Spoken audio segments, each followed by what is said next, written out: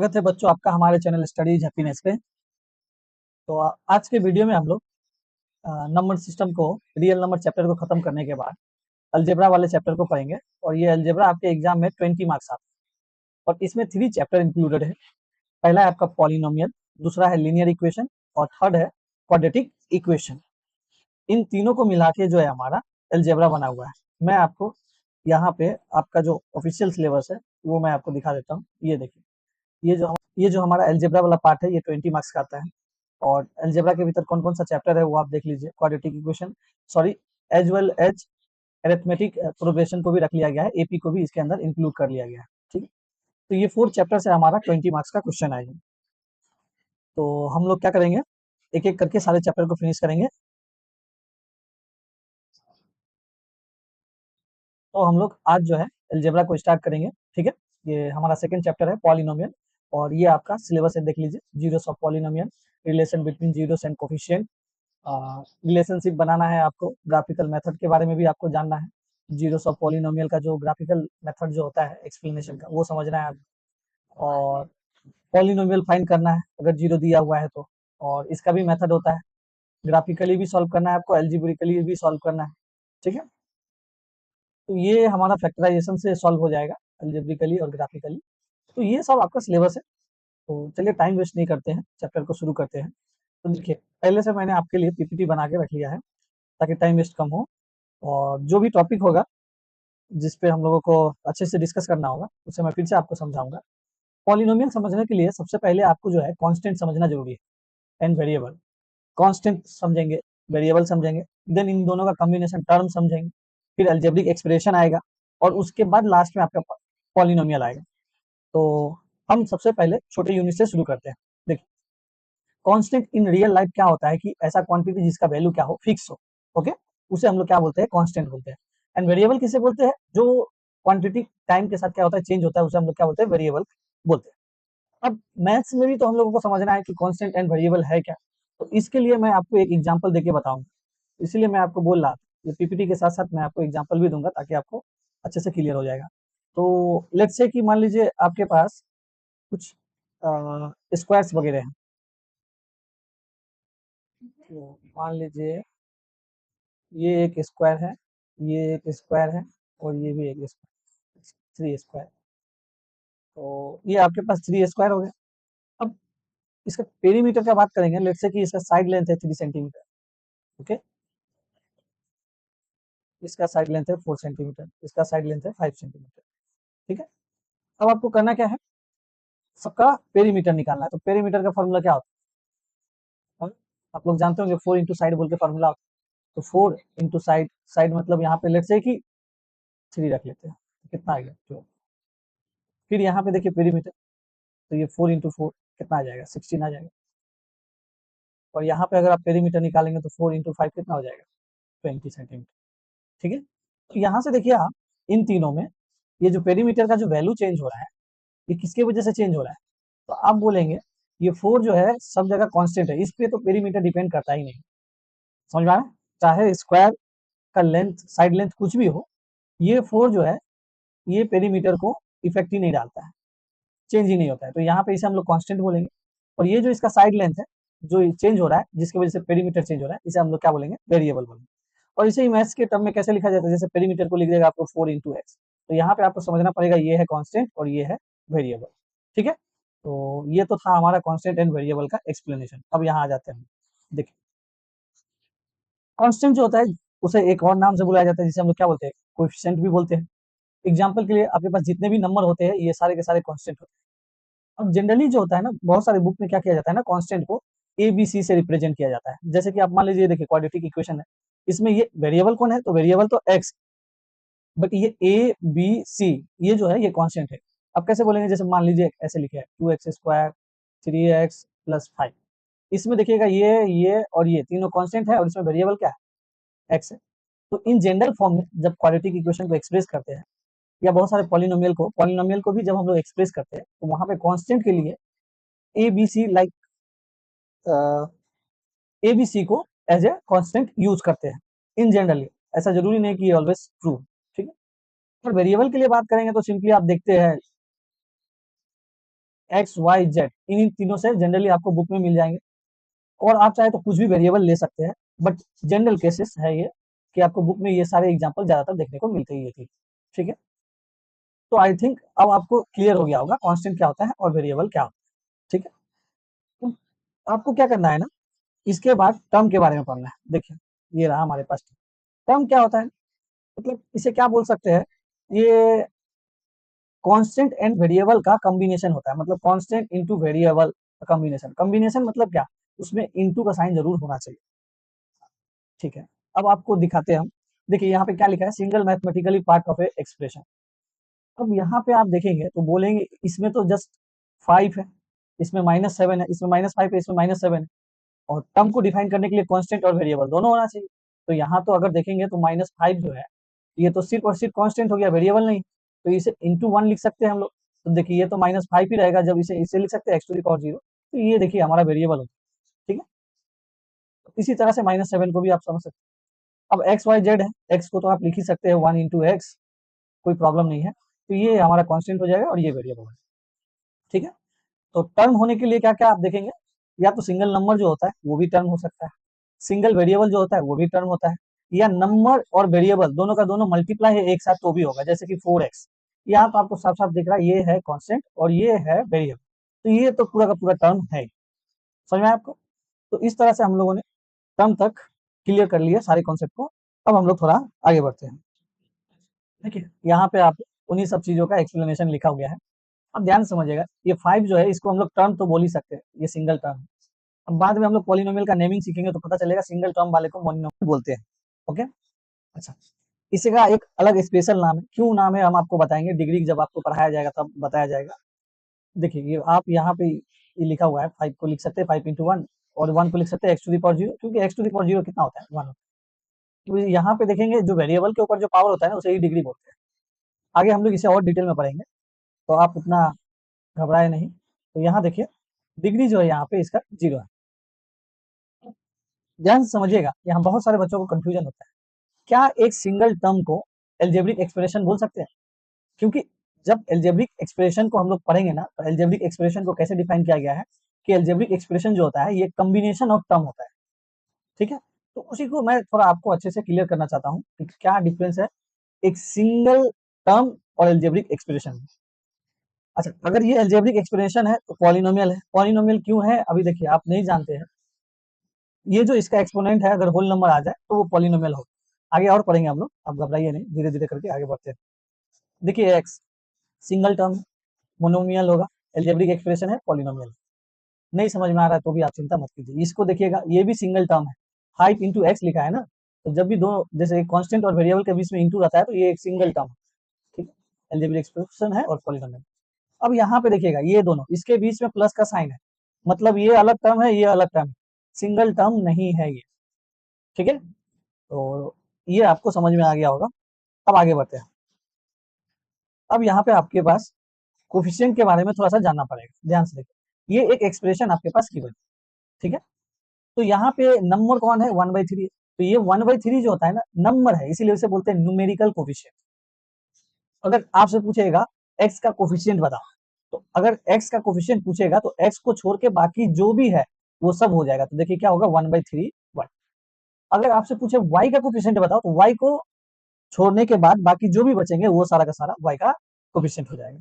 ठीक है, तो यहाँ से आई थिंक आपको बहुत सारे कॉन्सेप्ट जो प्रीवियस क्लास में आप ठीक से नहीं पढ़े होंगे वो सारे क्लियर हो गए होंगे। अब आइए हम लोग आगे बढ़ते हैं, हम लोग एल्जेब्रिक एक्सप्रेशन को समझते हैं।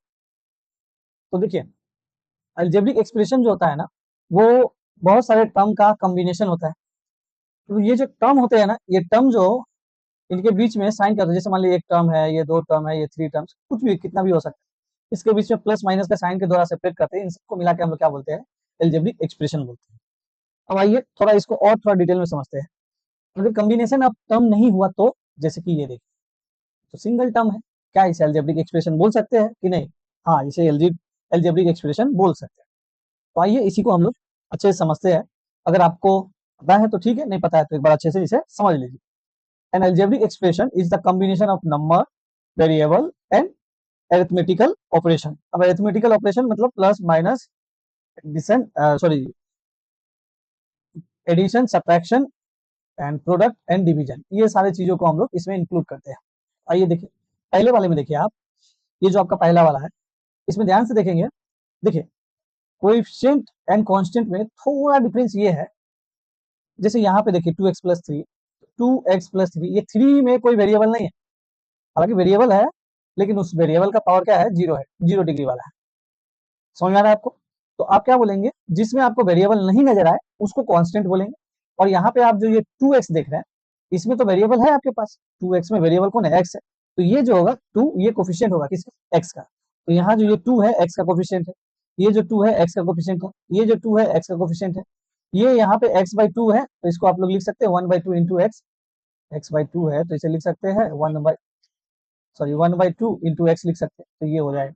तो अब देखिए यहाँ पे ये कांस्टेंट वेरिएबल x है, और ऑपरेटर क्या है, तो ऑपरेटर यहाँ पे 2 है, 2x+3 देखेंगे तो यहाँ एक ऑपरेटर यहाँ है, यहाँ कुछ नहीं है तो क्या है, इंटू है, 2 ऑपरेटर, तो यहाँ 2 ऑपरेटर मिले।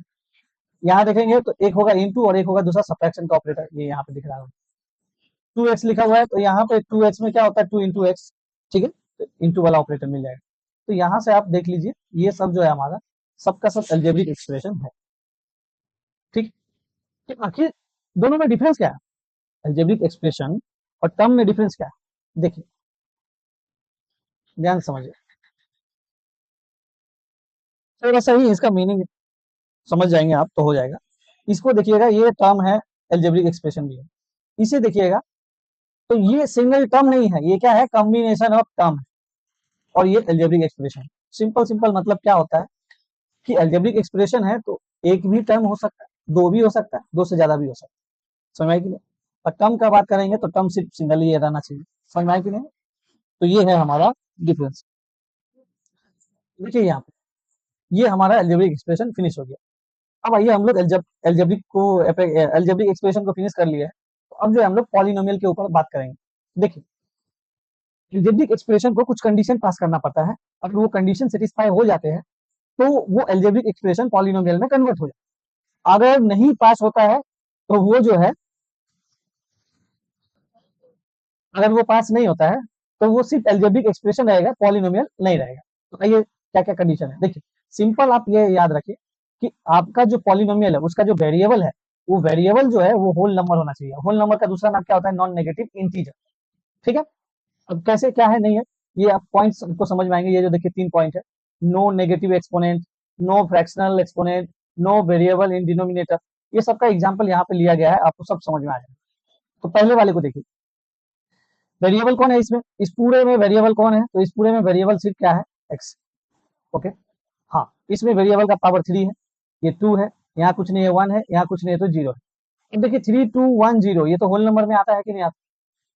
क्या आपको ये जो एक्सप्रेशन है इसमें से किसी भी टर्म में ऐसा पावर मिला, सॉरी, किसी भी टर्म में वेरिएबल का ऐसा एक्सपोनेंट मिला जो होल नंबर में ना हो, तो नहीं, सारे के सारे जो है होल नंबर में प्रेजेंट है, इसीलिए ये जो है हमारा अलजेब्रिक एक्सप्रेशन तो है ही, पॉलिनोमियल भी होगा।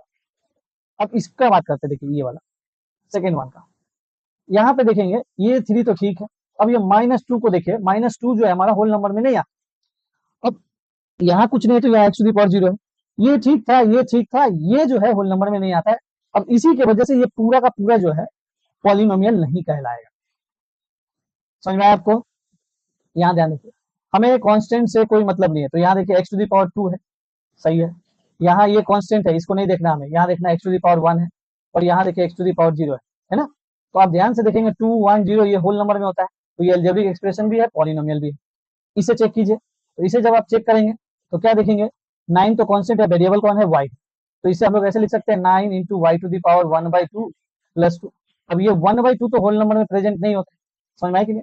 इसीलिए जो है ये हमारा पॉलिनोमियल नहीं होगा, ये क्या होगा हमारा एल्जेब्रिक एक्सप्रेशन तो होगा लेकिन पॉलिनोमियल नहीं होगा, समझ में आया आपको। अब यहाँ से आपको मैं ये समझा देता हूँ ये क्या क्या लिखा है। नो नेगेटिव एक्सपोनेंट, देखिए एक नेगेटिव आएगा तो वो होल नंबर में नहीं आएगा, जैसे -2 नहीं आता है, ठीक है। नो फ्रैक्शनल एक्सपोनेंट, अब फ्रैक्शनल एक्सपोनेंट का बात करेंगे, रूट एक्स लिखा है, तो रूट एक्स का मतलब होता है एक्स टू दी पावर 1/2, और आप जानते हैं अच्छे से ये 1/2 होल नंबर में नहीं आता है, समझ में आया कि नहीं, इसलिए ये नहीं होगा। नो वेरिएबल इन डिनोमिनेटर, देखिए यहाँ ध्यान से समझिए, कहीं पे लिखा है 1/a to the power m, और इसे आप ऊपर ले जाते हैं तो माइनस हो जाता है नेगेटिव, तो यहाँ अगर 1/x लिखा है तो x टू दी पावर 1 है, जब ऊपर लेके जाएंगे तो एक्स टू दी पावर -1 हो जाएगा, और -1 होल नंबर में नहीं आता, इसीलिए ये लिखा गया है कि डिनोमिनेटर में वेरिएबल नहीं होना चाहिए। ठीक है, तो अब आपको समझ में आ गया क्या? पूरे एक्सप्रेशन में पूरे एक्सप्रेशन में किसी भी एक टर्म में अगर ऐसा एक्सपोनेंट मिल जाए जो कि होल नंबर में नहीं है, तो वो जो है आपका पॉलिनोमियल नहीं होगा। तो अब आप अच्छे से समझ में आ गया होगा क्या क्या हम लोगों ने पढ़ा। कांस्टेंट पढ़ा, वेरिएबल पढ़ा, फिर इन दोनों का कॉम्बिनेशन पढ़ा, इसे हम लोग टर्म बोलते हैं, टर्म के कॉम्बिनेशन के बारे में पढ़ा है। इस टर्म के कॉम्बिनेशन को हम लोग एल्जेब्रिक एक्सप्रेशन बोलते हैं, और एल्जेब्रिक एक्सप्रेशन में वेरिएबल का एक्सपोनेंट जो होता है अगर होल नंबर आ जाए तो उसे हम लोग क्या बोलते हैं? पॉलिनोमियल। तो आई होप कि आपको ये पूरा का पूरा समझ में आया होगा। अब आइए नेक्स्ट टॉपिक की तरफ बढ़ते हैं, जो कि हमें पढ़ना है डिग्री ऑफ पॉलिनोमियल। ये भी बहुत जरूरी है आपको समझना। सिंपल सिंपल मैं आपको बताता हूँ, यहाँ नोट्स अवेलेबल है, सब कुछ लिखा गया है, तो ये नोट्स मैं आपको बाद में शेयर करूंगा। तो देखिए यहाँ पे क्या लिखा गया है। डिग्री मतलब ऐसा समझिए, जो भी एक्सप्रेशन होगा ना, जैसे कि देखिए ये एक एक्सप्रेशन है, इसमें वेरिएबल का जो देखिए वेरिएबल कौन है इस पूरे में? वेरिएबल कौन है? आप क्या बोलेंगे? X to the power variable है, एक्स स्क्वायर वेरिएबल है? नहीं, वेरिएबल तो एक्स है, बस इसका एक्सपोनेंट अलग अलग। यहाँ पे एक्सपोनेंट 4 है, यहाँ एक्सपोनेंट 2 है, यहाँ 1 है, और यहाँ पे एक्स टू दी पावर 0 है। तो ये जो सारे एक्सपोनेंट है 4, 2, 1, 0, इन सब में मैक्सिमम जो होता है ना, इसी को हम लोग क्या बोलते हैं? Degree of freedom. समझ में आया कि नहीं? तो यहाँ पे देखिए इसका डिग्री कितना हो जाएगा, 4। समझ में आया आपको? नेक्स्ट बात करेंगे जब सिंगल वेरिएबल ना हो, जैसे इस वाले में एक्स को छोड़ के कोई दूसरा वेरिएबल नहीं है, लेकिन यहाँ पे अब हम लोग जानेंगे कि जिसमें वेरिएबल अलग अलग होगा तब क्या करेंगे। जैसे कि ये एक एक्सप्रेशन जो है आपके पास, इसको देखिए, इसमें क्या क्या वेरिएबल है? तो एक्स और वाई दोनों है एक साथ वेरिएबल।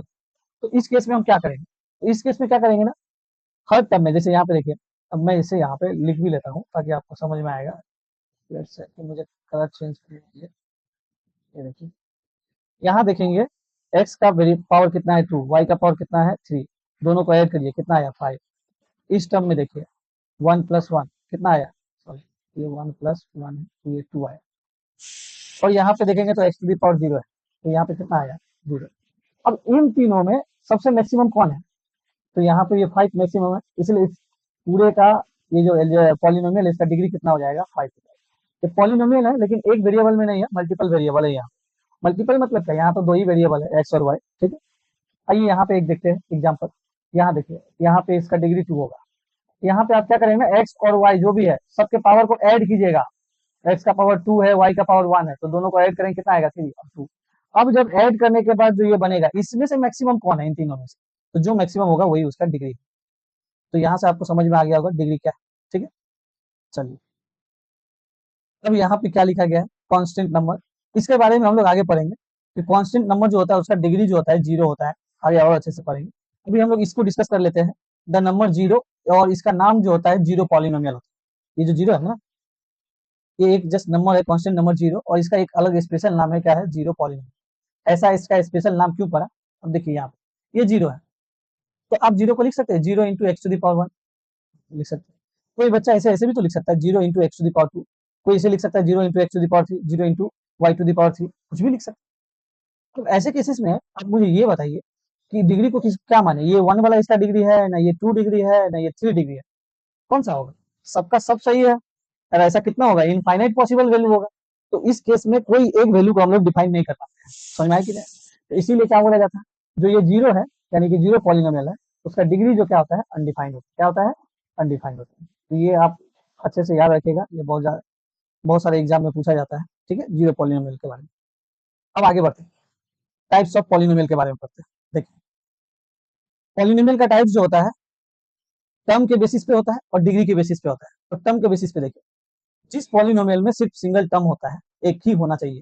समझ में आया? जैसे यहाँ पे x + 2x, ये सिंगल टर्म नहीं है, ध्यान समझिए। जैसे यहाँ पे लिख देते हैं 2x + 3, उसे ऐड करके सिंगल बना। यहाँ देखिए ये एक अलग टर्म है, ये एक अलग टर्म है, ये सिंगल टर्म नहीं है। तो यहाँ पे देखिएगा 5x, तो 5 इंटू एक्स, इंटू का साइन है तो ये एक सिंगल टर्म। तो जिसमें भी सिंगल टर्म होता है उसे हम लोग क्या बोलते हैं? मोनोमियल। मोनोमियल मतलब, मोनो मतलब होता है 1, मोनो मतलब कितना होता है? 1 होता है। ठीक है, जिसमें दो टर्म होगा, देखिए यहाँ पे 3x + 4 है, 3x एक अलग टर्म है और 4 एक अलग टर्म है, ये अलग टर्म मिला है, दो टर्म है। या ऐसे भी लिख सकते थे 3x - 4, दूसरा बोल रहे हैं, एक दूसरा एग्जांपल है। तो 3x इसे ऐसे भी लिख सकते हैं +- 4, ये एक टर्म है, ये एक टर्म है। तो जब आपके पास एग्जैक्टली टू टर्म्स होगा, उस केस में आप उसको बाइनोमियल बोल सकते हैं। ठीक है, बाइनोमियल भी पॉलिनोमियल है, मोनोमियल भी पॉलिनोमियल है, थोड़ा स्पेशल नाम लोगों ने दे दिया है इनका। ट्राइनोमियल मतलब थ्री टर्म्स होना जरूरी है, देखिए थ्री टर्म्स। अब मान लीजिए थ्री से ज्यादा टर्म्स है तो उसको क्या बोलेंगे? थ्री से ज्यादा टर्म वाले लोगों के लिए, सॉरी, थ्री से ज्यादा टर्म वाले पॉलिनोमियल के लिए कोई स्पेशल नाम नहीं है, उन्हें हम जस्ट पॉलिनोमियल कह के बुला देंगे। ठीक है, तो आई होप आपको ये समझ में आया होगा। यहाँ देखिए, आगे बढ़ते हैं। बेस्ड ऑन डिग्री, डिग्री के बेसिस पे पॉलिनोमियल को कितने टाइप्स का होता है? कांस्टेंट पॉलिनोमियल, आइए अभी इसके बारे में थोड़ा अच्छे से समझते हैं। मान लीजिए कहीं आपके पास लिखा है, लेट्स से एनी एग्जांपल ले लीजिए 5। अब इसका डिग्री आपको बताना है तो कैसे डिफाइन करेंगे? तो 5 इंटू एक्स की पावर, ये आप जानते भी। तो इसका डिग्री कितना हो जाएगा? तो आप बोलेंगे क्या कि यहाँ पे जो कांस्टेंट है, वेरिएबल जो है एक्स है और उसका पावर एक्सपोनेंट 0 है, तो वो डिग्री हो जाएगा। अब इसका थोड़ा स्पेशल नाम दे दिया गया है क्योंकि जितने भी कांस्टेंट नंबर होते हैं हम सब में उसका डिग्री को ऐसे लिख सकते हैं ना, एक्स टू दी पावर 0। क्यों लिख सकते हैं? क्योंकि एक्स टू दी पावर 0 कितना होता है 1, और 5 को आप चाहे तो ऐसे लिख सकते हैं 5 इंटू 1, लिख सकते हैं। तो इसी वजह से इसका स्पेशल नाम पड़ गया है, और इसे हम लोग क्या बोलते हैं? Constant polynomial. क्या बोलते हैं हम लोग इसे? Constant polynomial. याद रहेगा आपको? ठीक। तो यहाँ पे ये सब देख लीजिए। लिनियर के लिए क्या होना चाहिए? डिग्री कितना होना चाहिए? 1 होना चाहिए। यहाँ देखिए, वेरिएबल कौन है? एक्स, और एक्स का डिग्री कितना है? 1 है। डिग्री क्या मतलब? एक्सपोनेंट देखिए, क्वाड्रेटिक है तो क्वाड्रेटिक होने के लिए डिग्री 2 होना पड़ेगा। यहाँ देखिए डिग्री 2 है। कहीं पे लिखा है ऐसे, मान लीजिए वाई एस, क्या ये क्वाड्रेटिक पॉलिनोमियल है? यस, कुछ रहे या ना रहे, ये क्वाड्रेटिक पॉलिनोमियल है क्योंकि इसका डिग्री 2 होगी। क्यूबिक का बात करेंगे तो क्यूबिक के लिए क्या होता है? 3 होना चाहिए। तो ये देखिए एग्जाम्पल है आपके सामने, 3 होना चाहिए। अब यहाँ पे क्वाड्रेटिक के बारे में पढ़ेंगे या बाई बाई क्वाड्रेटिक के बारे में पढ़ेंगे। डिग्री जब 4 होता है ना, देखिए बाई का मतलब 2 होता है और क्वाड्रेटिक का मतलब 2, 2 इंटू 2 कितना हो जाएगा? 4। तो जब डिग्री 4 होता है तो उस केस में हम लोग उसे क्या बोलते हैं? बाई क्वाड्रेटिक बोलते हैं, जैसे कि ये दोनों देखें एग्जाम। क्लियर? अब आइए हम लोग nth डिग्री पॉलिनोमियल के बारे में समझते हैं। ठीक है, अब इसे लिखते कैसे हैं स्टैंडर्ड फॉर्म में, ये भी मैं आपको समझाता हूँ। तो यहाँ देखिए, मैं आपसे पूछ रहा हूँ कि कहीं पे मैंने 5 लिखा है, तो 5 से छोटा क्या होगा? तो आप बोलेंगे 5 माइनस 1। फिर उससे छोटा करना होगा तो फिर एक बार और माइनस 1 कर, और छोटा जानना है तो आपको एक बार और माइनस करना पड़ेगा। ऐसे आप माइनस करते करते जाएंगे तो सॉल्व होते जाएगा। लेकिन थोड़ा ये देखिए, ये तो ठीक है 5 माइनस 1, इस दोनों को अगर ऐड कर देंगे तो -2 होगा। देखिए, इन तीनों को ऐड करेंगे तो -3 होगा। अब ये मैं आपको क्यों समझा रहा हूँ? मैं ये बोलना चाह रहा हूँ कि अगर 5 है, उससे छोटा पूछेगा तो 5 माइनस 1, तो और छोटा पूछेगा 5 माइनस 2, और छोटा पूछेगा 5 माइनस। इसी तरह से अगर मैं आपको n दे देता हूँ और उससे कुछ छोटा पूछता हूँ तो आप क्या बोलेंगे? n minus 1। उससे छोटा बोलेंगे तो n माइनस 2, उससे छोटा बोलेंगे तो n माइनस 3। लास्ट में कहा जाएंगे तो ये यहाँ से ही आपको पता चल जाएगा। देखिए, 5 में से 3 माइनस किए तो कितना आया? 2। 5 में से 4 माइनस करेंगे तो कितना आ जाएगा? 1 आ जाएगा। और 5 में से 5 माइनस कर देंगे तो 0 आ जाएगा। तो अल्टीमेटली जब हम इसको डिक्रीज कर रहे हैं, डिक्रीजिंग ऑर्डर में है, तो ये अल्टीमेटली 3 2 1 होते हुए लास्ट में कहाँ पहुंचना चाहिए? 0 पे पहुंचना चाहिए। तो यहाँ पे देखिए, अब हम लोग एक पॉलिनोमियल को लिखेंगे। चलिए मैं इसे यहाँ से हटा देता हूँ और फिर से मैं आपको यहाँ पे ये दिखाता हूँ बना के किस तरह से इसे लिखते हैं। देखिए, आप क्या कर लीजिए ना, जो भी वेरिएबल है ना उसको लिखिए। तो ये मान लीजिए वेरिएबल हम पॉलिनोमियल लिए है, एक पॉलिनोमियल है p, और उसमें वेरिएबल है x, हम लोगों ने ऐसा मान लिया। अब यहाँ पे जो है इसका मैक्सिमम डिग्री n है तो ये पावर n से शुरू होगा। तो इसका कुछ ना कुछ इसका अपना कोफिशिएंट होगा, तो इसके कोफिशिएंट को हम लोग लिखने के लिए n करें। मतलब ये कोफिशिएंट तो है लेकिन किसका? x to the power n वाले का। अब देखिए, n से छोटा कौन होता है? n माइनस 1, तो x टू दी पावर क्या लिखेंगे? n minus 1। और यहाँ पे इसका कोफिशिएंट क्या लिखेंगे? n minus 1। फिर धीरे से आगे जाएंगे, a टू दी पावर उससे छोटा क्या होगा? n minus 2, x to the power n minus 2, so on. ऐसे करते करते धीरे धीरे धीरे धीरे हम लोग कहाँ तक पहुंचेंगे? तो आप बोलेंगे a3 x to the power 3, a2 x to the power 2, a1 x to the power 1, a0 x to the power 0। समझ में आया? इस तरह से हम लोग पॉलिनोमियल को लिखते हैं स्टैंडर्ड फॉर्म में। याद रहेगा, स्टैंडर्ड फॉर्म इसलिए लिखते हैं क्योंकि ये पॉलिनोमियल जो है ना, अरेंज किया गया है पावर के डिसेंडिंग ऑर्डर में। ठीक है, तो ये हम लोगों ने पॉलिनोमियल लिखना भी सीख लिया। अब अगर मान लीजिए 4 के बाद अगर मान लीजिए डिग्री अगर 5 होता है तो पॉलिनोमियल को पढ़ेंगे कैसे? तो उसे आप सिंपल बोलिएगा फिफ्थ डिग्री पॉलिनोमियल। 7 है तो क्या बोलिएगा? Seventh degree polynomial. इस तरह से आप उसे बोल सकते हैं। ठीक है, जीरो पॉलिनोमियल हम लोग पहले ही पढ़ चुके हैं तो इसको अब हम लोग आगे नहीं पढ़ेंगे। अब आइए हम लोग आगे बढ़ते हैं और वैल्यू ऑफ पॉलिनोमियल के बारे में पढ़ते हैं। ठीक है, अब ये जो है आपको अच्छे से समझना है। देखिए, एक पॉलिनोमियल मैं आपके सामने लिखा हूँ 2 एक्स प्लस 3 पॉलिनोमियल है और इसका डिग्री देखेंगे 1 है, ये लीनियर पॉलिनोमियल। अब इसके जीरो के बारे में हम लोग अच्छे से समझेंगे। तो जीरो क्या होता है आप ध्यान समझिए, इसमें जो वेरिएबल है ना, ये वेरिएबल, ये इसका कुछ ना कुछ आप वैल्यू सोचिए, एक्स का वैल्यू 1 सोचिए, 2 सोचिए, 3 सोचिए, 4 सोचिए, वो वैल्यू को इसमें पुट कीजिए। जैसे मैं यहाँ पे एक्स के जगह पे अपने मन से मैंने एक्स का वैल्यू 1 लिया, ठीक है, और इसमें पुट किया, तो वैल्यू कैसे निकालेंगे, एक्स के जगह पे 1 रखा है तो 2 इंटू 1 प्लस 3 कितना हो गया 5। तो पॉलिनोमियल जो था हमारा उसका वैल्यू एक्स का एक्स इक्वल टू 1 कितना आया 5 आया। देखिए मैंने इसको ग्राफ में भी प्लॉट किया है, एक्स का वैल्यू यहाँ पे 1 है तो पॉलिनोमियल का वैल्यू जो है कितना आया है 5 आया। अच्छा, ये आप बात याद रखिएगा कि जो पॉलिनोमियल का जो वैल्यू होता है ना उसे वाई एक्सिस में दिखाते हैं, ठीक है। तो ये रहा एक्स का वैल्यू और ये जो वाई एक्सिस का वैल्यू आएगा वो पॉलिनोमियल का वैल्यू आएगा, ठीक है। एक और वैल्यू लेते हैं हम, ठीक है। तो इस बार जो वैल्यू है हम लोगों ने यहाँ पे, चलिए हम एक और वैल्यू लेते हैं, ध्यान से समझिए। तो हमारे पास जो पॉलिनोमियल है P of X equal to 2x plus 3, randomly हम एक एक्स का वैल्यू लेते हैं, लेट एक्स इक्वल टू -3/2। अब ये वैल्यू इस जगह पे पॉलिनोमियल का वैल्यू कितना आता है वो देख लेते हैं। देखिए 2 इंटू -3/2 प्लस 3, 2 और 2 कैंसिल, ये कितना हो गया -3 प्लस 3, इसे सॉल्व करेंगे कितना आ जाएगा 0। अब यहाँ पे आप समझिए अच्छे से, यहीं से आपको अच्छे से समझ में आ जाएगा पॉलिनोमियल का वैल्यू और जीरोस ऑफ पॉलिनोमियल। तो आप देख रहे होंगे एक्स का अलग अलग वैल्यू के लिए पॉलिनोमियल का अलग अलग वैल्यू, लेकिन इसमें जो है ना ये वाला जो पॉइंट है, ये एक्स का वैल्यू 3/2, 3/2 मतलब 1.5 -1.5। तो ये देखिए 1 और 2 के बीच में ये जो पॉइंट है ये है 1 -1 पॉइंट, ये है -1.5। यहाँ पे पॉलिनोमियल का वैल्यू कितना है बताइए। यहाँ पे पॉलिनोमियल का वैल्यू ही नहीं क्योंकि y का वैल्यू यहाँ पे कितना है 0। तो वेरिएबल का वो वैल्यू जिसको पुट करने से पॉलिनोमियल का वैल्यू क्या हो जाए 0 हो जाए, या पॉलिनोमियल का ग्राफ एक्स एक्सिस को जिस पॉइंट पे टच करेगा वो पॉइंट क्या कहलाएगा, जीरोस ऑफ पॉलिनोमियल। अब हम आपको समझाते हैं, यहाँ पे दो वैल्यू रखे, ये एक एक्स का वैल्यू पुट किए थे और ये पुट किए थे, इसके लिए वैल्यू आया 5 और इसके लिए वैल्यू आएगा कितना, इसके लिए वैल्यू आएगा 0।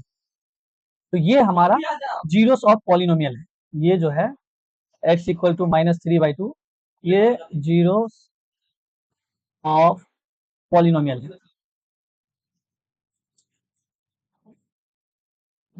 ये जो 5 है, ये 5 हमारा जीरोस ऑफ पॉलिनोमियल नहीं है। समझ में आया आपको, क्यों, क्योंकि यहाँ पे पॉलिनोमियल का वैल्यू 0 नहीं है।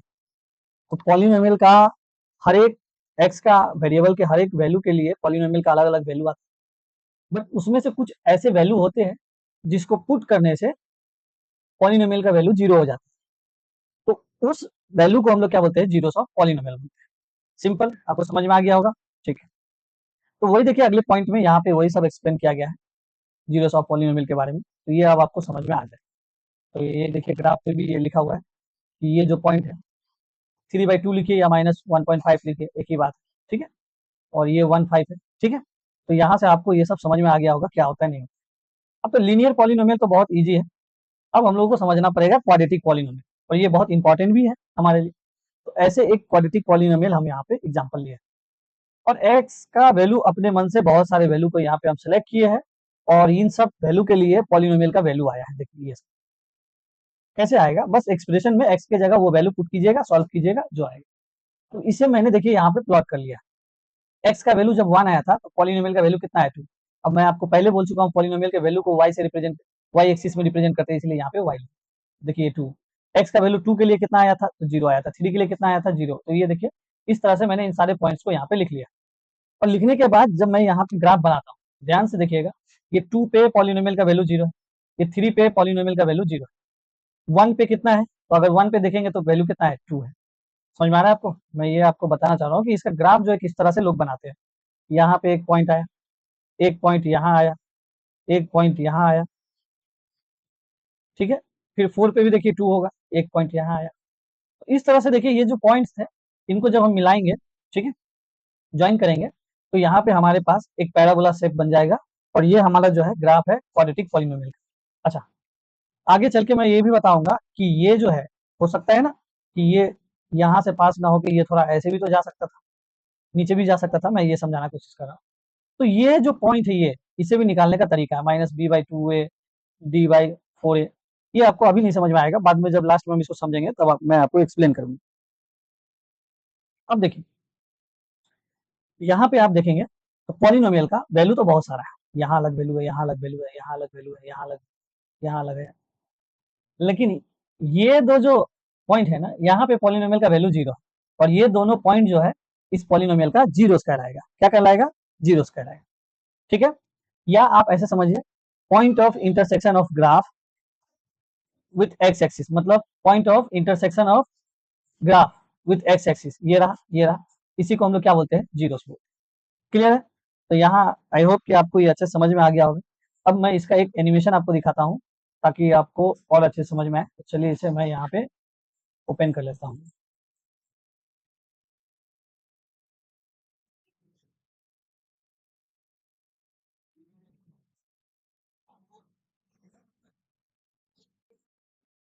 ये एक एनिमेशन को मैंने ऑन कर लिया है और यहाँ से मैं आपको समझाने का कोशिश करता हूँ। तो आप यहाँ से समझिएगा कि कैसे क्या है, नहीं है। तो ये एक पॉलिनोमियल है, क्वाड्रेटिक पॉलिनोमियल, इस तरह से इसका ग्राफ है यहाँ, ठीक है, और ये यहाँ पे टच कर रहा है। अब देखिए, क्वाड्रेटिक पॉलिनोमियल में क्या होता है, a x square b x plus c होता है। ये तीनों का तीनों जो होता है ना, पॉलिनोमियल के ग्राफ को चेंज करते हैं। अब कैसे कैसे चेंज होता है वो भी समझ लें ध्यान से। अगर ए का वैल्यू जीरो से, देखिए यहाँ पे, देखिए जीरो से ऊपर जो है ये पॉजिटिव है और जीरो से नीचे क्या है? नेगेटिव है।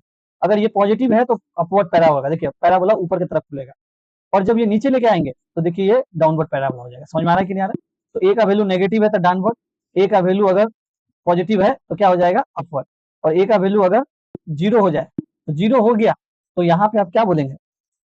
ए का वैल्यू जीरो हो जाएगा तो यहाँ आप ध्यान से देखिए, ये वाला टर्म तो आपके पास गायब हो जाएगा, ये वाला। समझ में?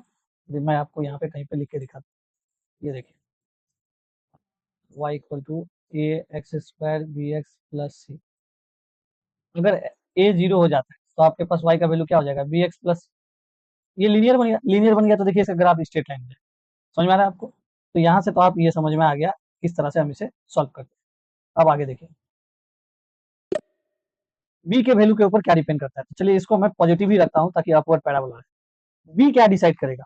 ये बी जो है, चलिए मैं आपको दिखाता हूँ। बी अगर पॉजिटिव है तो ग्राफ जो है हमारा लेफ्ट साइड में जाएगा, ठीक है, और बी जो है अगर नेगेटिव है तो ग्राफ हमारा राइट साइड में जाएगा, वाई एक्सिस के अबाउट, ठीक है। अब देखिए यहाँ पे सी, सी क्या डिसाइड करता है? सी हमें बताएगा कि ग्राफ ऊपर जाएगा कि ग्राफ नीचे आएगा। समझ में आया कि नहीं? ये सी इस तरह से ग्राफ के वैल्यू को क्या करता है? डिसाइड करता है, ठीक है। अब यहाँ पे जीरोस निकालना है, चलिए हम लोग को। तो जीरोस क्या होता है? तो यहाँ ध्यान से देखिए, इसे मैं यहाँ से उठा के ले जाता हूँ। ये जो पॉइंट है यहाँ पे अगर देखेंगे, अगर ये ठीक से मैच हो जाता तो आपको समझ में आ पाता है। ये मैच तो हो नहीं रहा है, नेगेटिव आ जा रहा है।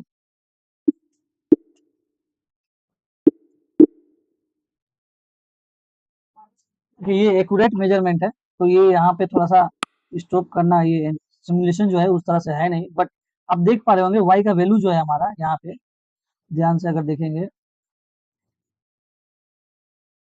देखिए यहाँ पे वो -0.03 है ना, ये बहुत ही ज्यादा मतलब अप्रोक डेसिमल प्लेसेस को ले रहा है, इसीलिए यहाँ पे आपको नहीं दिख रहा है। तो ऐसा कोई बात नहीं है, आप समझ रहे होंगे कि ये दोनों जो पॉइंट है यहाँ पे जो है, ये वैल्यू जो है इसका लगभग लगभग लगभग लगभग क्या जीरो होगा ही। यहाँ पे ये ग्राफ में अटक नहीं पा रहा है, इसलिए यहाँ पे मैं आपको नहीं दिखा पा रहा हूँ जीरो के पास, ठीक है। तो ये जो दोनों है, ये पॉइंट हमारा जीरो ऑफ पॉलिनोमियल हो जाएगा, ये वाला, ठीक है, ये और ये। हम चाहे तो अपने ये पॉलिनोमियल को अपने हिसाब से अरेंज भी कर सकते हैं, ठीक है। तो वो सब तो हम लोग बाद में देखेंगे। चलिए और देख लेते हैं, आपको अगर और समझना है तो देख लेते हैं और क्या है। ये आपको समझने की इसे अभी जरूरत नहीं है, ये जब आगे हम आपको पढ़ाएंगे तब बताएंगे। और आइए, जो हमारा इक्वेशन था ना, इस इक्वेशन को यहाँ पे टाइप करते हैं। हमारा इक्वेशन क्या था? एक्स स्क्वायर, और यहाँ पे था हमारे पास -5x, है ना। तो ये करते हैं -5x, और ये था 6। और देखिए, तो यहाँ देखिए आपका हमारा जो पहले वाला ग्राफ था, वो ग्राफ हम लोगों को यहाँ पे मिल चुका है। ये दोनों इसका जीरो ऑफ पॉलिनोमियल, ठीक है। आप भी इसे अपने फोन में भी चला सकते हैं। कैसे चलाएंगे? तो यहाँ पे आपको दिख रहा है, आपको ये जो है फेट फेट फेट बोल के एक वेबसाइट है, जहाँ पे आप गूगल में सर्च करके आराम से इस एनिमेशन को आप चला सकते हैं, ठीक है। तो चलिए यहाँ से आपको समझ में आ गया होगा कि जीरोस ऑफ पॉलिनोमियल क्या होता है। तो सिंपल है कि वेरिएबल का वो वैल्यू जिसके वजह से पॉलिनोमियल जीरो हो जाए उसे हम लोग क्या बोलते हैं, जीरोस ऑफ दैट पॉलिनोमियल। और ग्राफिकली आपसे पूछे कि जीरो क्या होता है तो आप क्या बताएंगे कि हर एक पॉलिनोमियल का अपना एक ग्राफ होता है, और वो ग्राफ जो होता है एक्स एक्सिस को जिस पॉइंट पे इंटरसेक्ट करता है, वो पॉइंट ऑफ इंटरसेक्शन जो होता है वही हमारा क्या होता है, जीरोस ऑफ पॉलिनोमियल होता है। आई होप आपको ये समझ में आ गया होगा कि जीरोस ऑफ पॉलिनोमियल क्या होता है।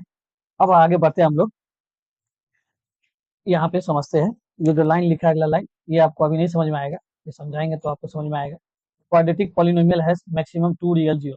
मतलब जो भी पॉलिनोमियल हो ना, उसका डिग्री जितना होता है ना, उतना ही जीरोस होता है, मैक्सिमम उतना हो सकता है, उससे कम हो सकता है लेकिन उससे ज्यादा आपके पास नहीं होना चाहिए, ठीक है। तो ये आगे हम लोग, ये आप याद रखिएगा। अगर लीनियर है तो कितना जीरो हो सकता है, एक जीरो, मतलब वो एक्स एक्सिस को एक बार इंटरसेक्ट करेगा।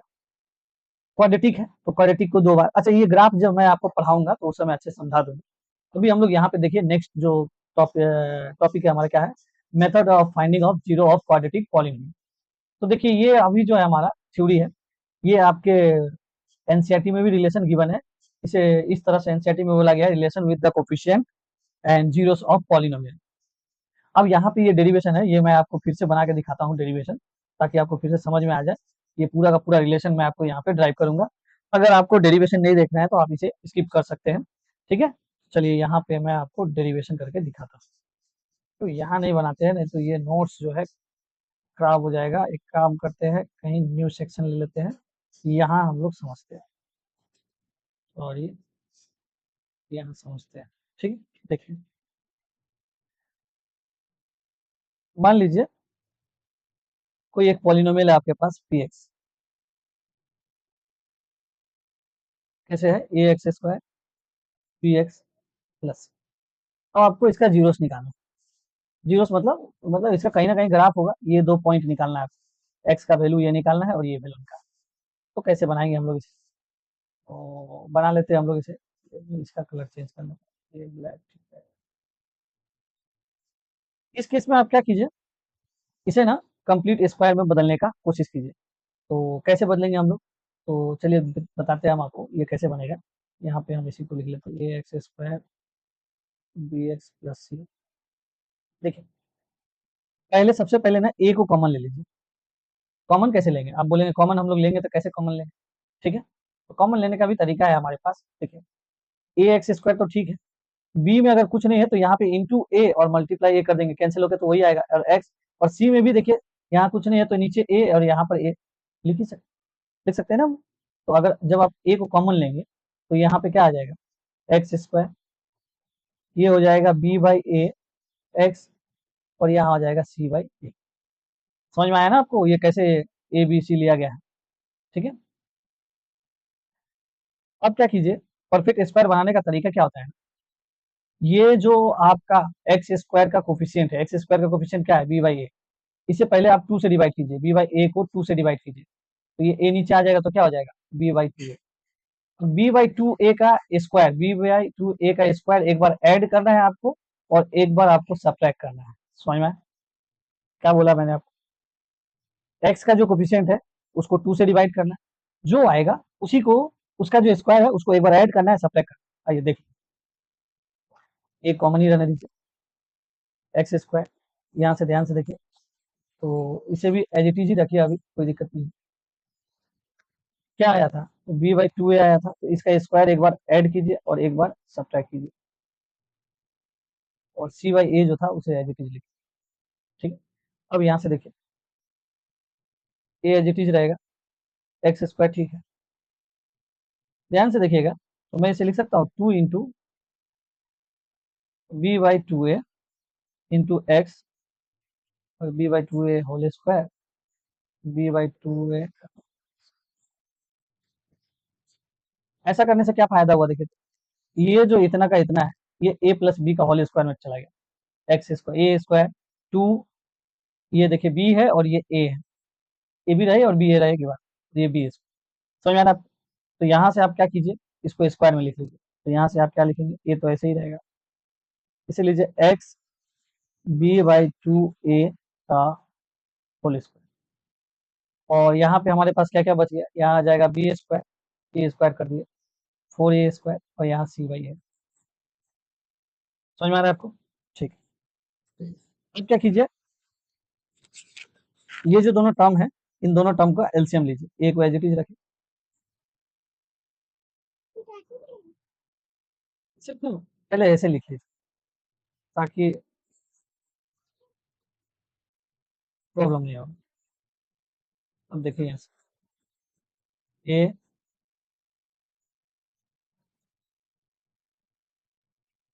इन दोनों में क्या एलसीएम ले सकते हैं, 4a² को एलसीएम ले सकते हैं। ध्यान से यहाँ से ए और ए तो कट गया, फिर भी तो 4a बचा हुआ है ना, 4a और ये सी, और यहाँ तो 4a पूरा चला गया, b² हो गया।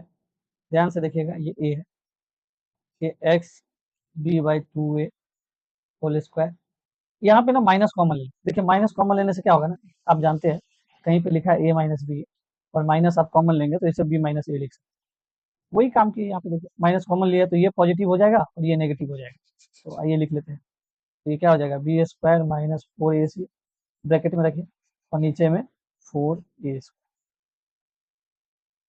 क्या आपको इतना समझ में आया? इतना समझ में आ गया तो देखिए यही हमारा मेन था। ये समझने के बाद बाकी का जो प्रोसेस है वो हमारे लिए बहुत आसान है।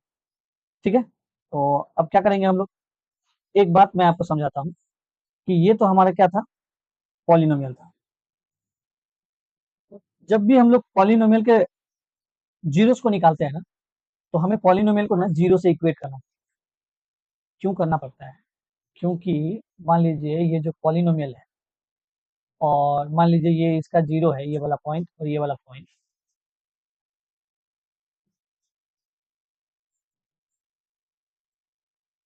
इस पॉइंट और इस पॉइंट पे पॉलिनोमियल का वैल्यू ऑलरेडी कितना आएगा, जीरो आएगा। यहाँ भी कितना आएगा, जीरो आएगा। इसीलिए जब भी जीरो निकालना होता है, पॉलिनोमियल के वैल्यू को जीरो से इक्वेट करते हैं। तो अब आप यहाँ से भी इसको इक्वेट कर लीजिए, तो ये पूरे को लिखना पड़ेगा, फिर से लिखिएगा, मैं कोशिश करता हूँ कॉपी पेस्ट करने का, कॉपी पेस्ट है, कॉपी तो कर लिए है, इससे हो गया। देखिए इक्वल टू, यहाँ पे जीरो लिख लेते हैं। अब यहाँ से आप क्या कीजिए, ये एक उधर भेज देंगे तो ऑलरेडी जीरो हो जाएगा, और ये पूरा का पूरा जो टर्म है उधर जाएगा तो पॉजिटिव हो जाएगा। ओके, देखिए ये टर्म जो है पॉजिटिव हो जाएगा, ये तो उधर भेज देंगे तो जीरो हो जाएगा, तो यहाँ से हमारे पास क्या मिलेगा, x/b/2a whole square is equal to, वो उधर भेज देंगे तो माइनस है तो उधर पॉजिटिव हो जाएगा, b² माइनस 4ac/4a। अब यहाँ से आप एक बात समझिएगा, थोड़ा यहाँ पे समझाई देते हैं। कहीं लिखा है x² इक्वल टू 9, एक्स का कितना वैल्यू होगा बताइए, तो एक्स का वैल्यू अगर आप 3 रखेंगे और एक्स का वैल्यू -3 रखेंगे, तो +3 रखें -3 रखें, दोनों केस में आपको क्या आएगा, 9 ही आएगा। +3 का स्क्वायर भी 9 होता है, -3 का स्क्वायर भी 9 होता है। इसीलिए यहाँ पे अगर इसका स्क्वायर इक्वल टू ये लिखा है, तो इस पूरे का दो वैल्यू होगा, कौन कौन सा वैल्यू होगा, x plus b/2a equal two plus minus, अब यहाँ पे रूट लगा दीजिए, b² माइनस 4ac/4a², सॉरी ये a² था, हो गया। तो ये x b/2a, यहाँ से देख लीजिए प्लस माइनस, रूट के बाहर आएगा तो ये तो एज इट इज आएगा, b² माइनस 4ac, और यहाँ से रूट नहीं है, √4 का वैल्यू 2 और यहाँ से a आ जाएगा। अब इसे यहाँ से शिफ्ट कर दीजिए, x इक्वल टू, ये उधर जाएगा तो क्या हो जाएगा, minus b/2a plus minus √b² minus 4ac/2a। Clear? अब यहाँ से देखिए, ये हम दोनों में अगर 2a को एलसीएम ले लेते हैं तो ये क्या हो जाएगा, -b plus minus b² minus 4ac। तो ये जो है जीरोस ऑफ पॉलिनोमियल है। अब यहाँ पे कितना वैल्यू है, क्वाड्रेटिक है, इसका डिग्री 2 है, तो इसका जीरोस भी 2 आना चाहिए। तो यहाँ पे दो कहाँ है, एक ही तो नजर आ रहा है, दो ही है यहाँ पे, ध्यान से देखिए, माइनस बी, एक बार प्लस माइनस लिखा है ना, तो एक बार आप प्लस वैल्यू को लीजिए, तो है। और आप जो है एक बार एक्स का नेगेटिव वाला वैल्यू लीजिए,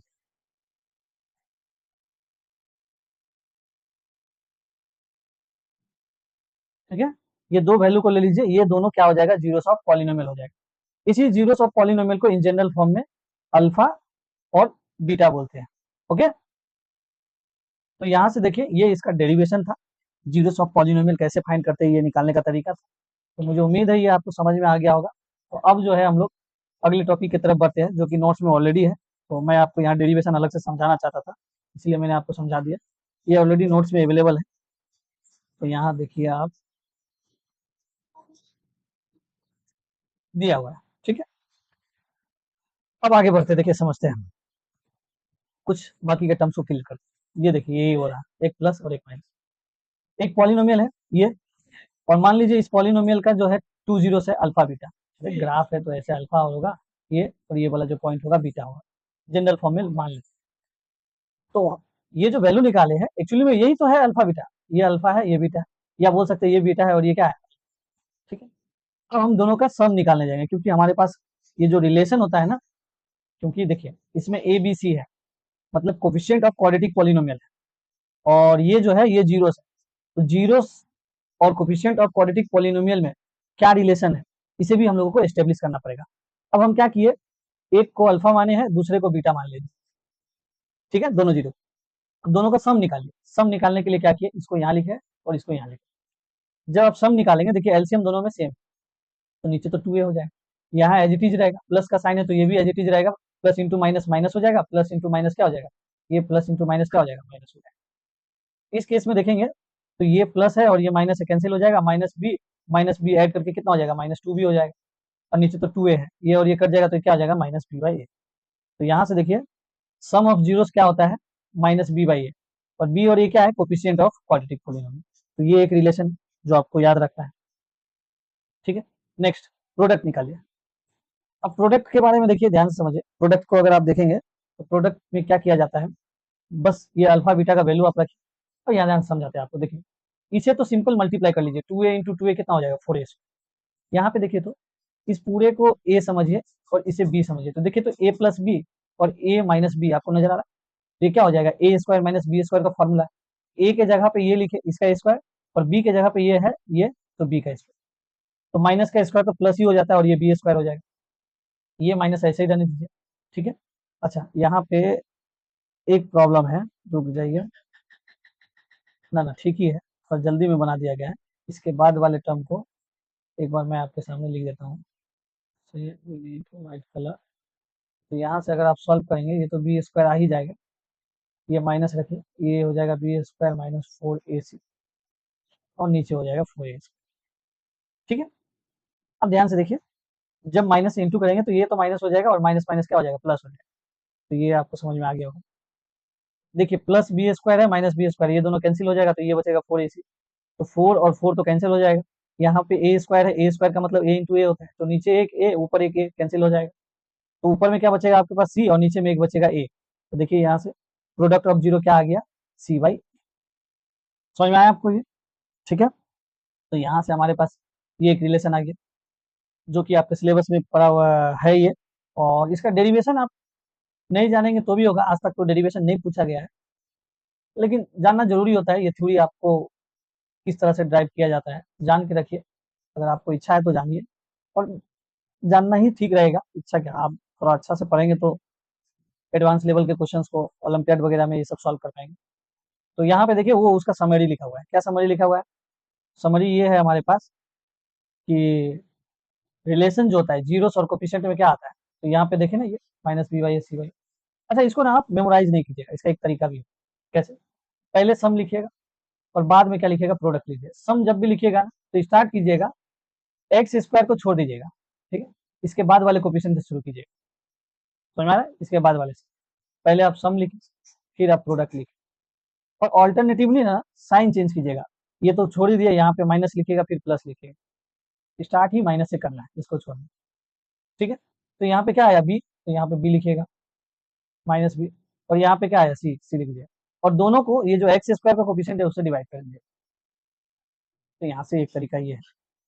ठीक है, अब यहाँ पे कुछ कुछ चीजें हैं और भी जिसको आप समझ लीजिए।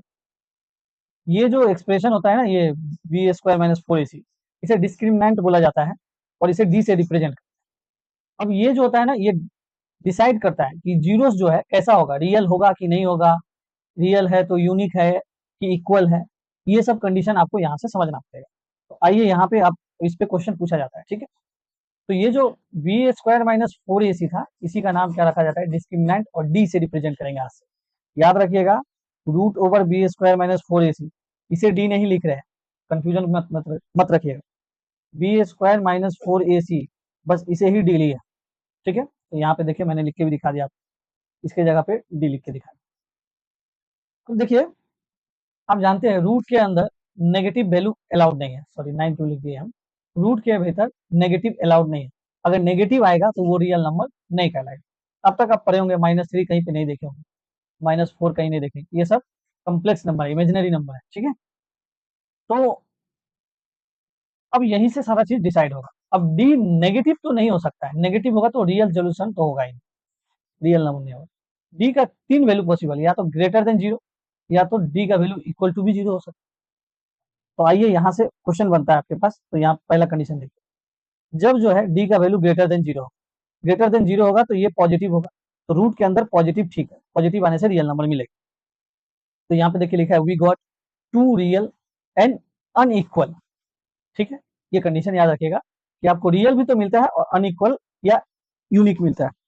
इसका क्या मतलब है, इस टाइप से ये दोनों और ये दोनों 0 तो है, रियल भी है, लेकिन सेम नहीं है, अलग अलग है, यूनिक है, अनइक्वल है, ठीक है। ये हो गया, डी का वैल्यू 0 हो जाए, डी का वैल्यू 0 हो जाए, तब इस केस में आपको देखिए 0 हो जाएगा, कोई दिक्कत नहीं है। तो यहाँ से एक्स का वैल्यू -b/2a हो जाएगा, और बाकी वाला पार्ट तो 0 ही हो जाएगा, तो इसे नहीं लिख रहे हैं, ठीक है। ये भी रियल नंबर है, समझ में आया कि नहीं, रियल है, ठीक है। लेकिन दोनों का दोनों सोल्यूशन सेम हो जाएगा, इसे यहाँ पे लिख ही देते हैं, चलिए। when d equal to 0, X equal to क्या हो जाएगा, -b/a। अब आपका दोनों का दोनों सोल्यूशन यही हो। अब जो आप ग्राफ बनाएंगे, तो ग्राफ जो है आपका कुछ इस तरह से हो सके, या इस तरह से जाए, या हो सके आपका ग्राफ इस तरह से कहीं से टच करते हुए जाए, ये पॉइंट एक ही जगह पे दोनों मिलेगा, ठीक है। तो काउंट कितना करेंगे, काउंट 1 करेंगे, तो इसीलिए देखिए यहाँ पे क्या लिखा है, 1 रियल एंड इक्वल्स 0। इक्वल्स क्यों लिखा है, क्योंकि दोनों का दोनों जो है सेम होता है। अब एक लास्ट कंडीशन देखिए, जब हमारा डी का वैल्यू जो होता है नेगेटिव आ जाए, नेगेटिव आ गया तो हमारा रियल सॉल्यूशन एग्जिस्ट ही नहीं करता, ठीक है।